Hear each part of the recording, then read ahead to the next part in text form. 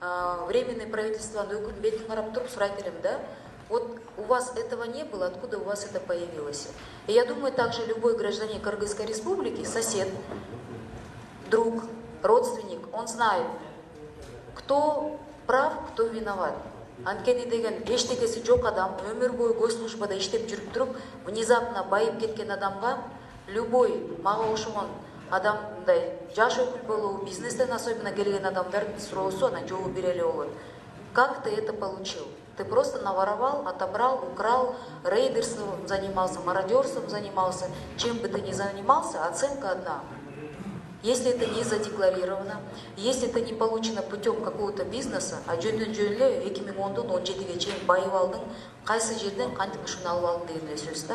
И я думаю, даже это сейчас заседание идут, люди смотрят, но те же соседи всех этих людей, они знают, кто на самом деле вор, а кто честный, кто действительно революционер, а кто не совсем честен по отношению к своей стране.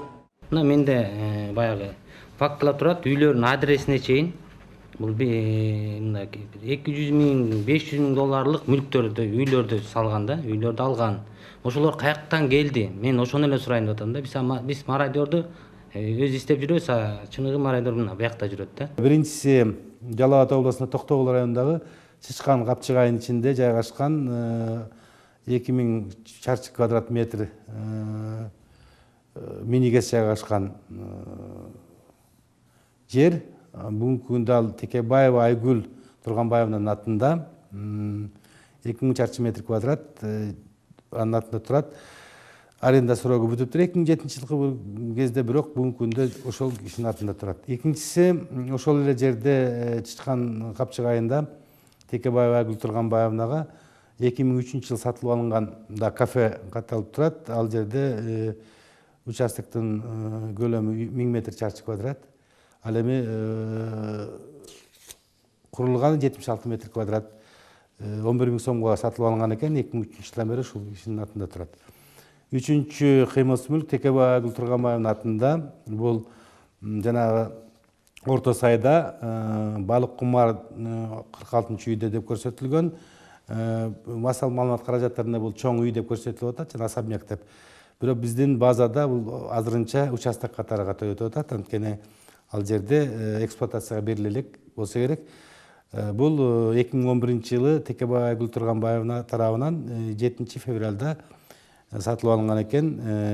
Башта көрсөтүлгөн баасы 470 миң сом. Андан кийинки кыймылсыз мүлк Бөкөнбаева көчөсү 111-24 квартира. Бул квартира 121 чарчы метр квадрат. Текебаева Айгүл Турганбаеванын атына катталган. Авангард стиль жоопкерчиликке чектелген коомунан сатылып алынган экен. 2015-жылы 27 ноябрда көрсөтүлгөн баасы 3.950 миң сом.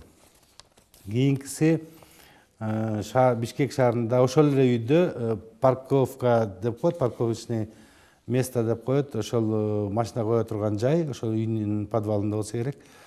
16,19 чарчы метр квадрат экен. Сатылып алынган баасы 557 миң сомго. Андан сырткары дагы Бишкек шаарындагы Фрунзе көчөсүндө 402-үйдө жайгашкан биринчи земельный участок жана ошондой эле курулган нежилое коммерческое назначение деген нежилое помещение Текебаева Айгүл Турганбаеванын атында. Ал 2005-жылы сатылып алынган экен. Исаев Николай Валерьевичтен 20 миң сомго көрсөтүлгөн.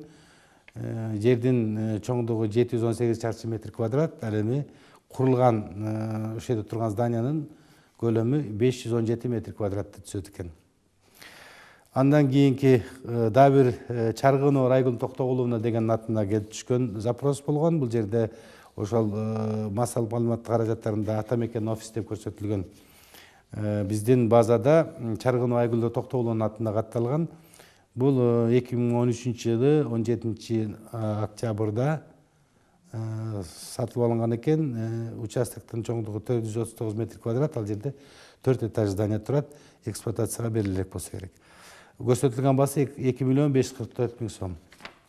Андан кийин дагы Текебаева Айгүл Турганбаевнанын бир тууган эжесине да келип түшкөн.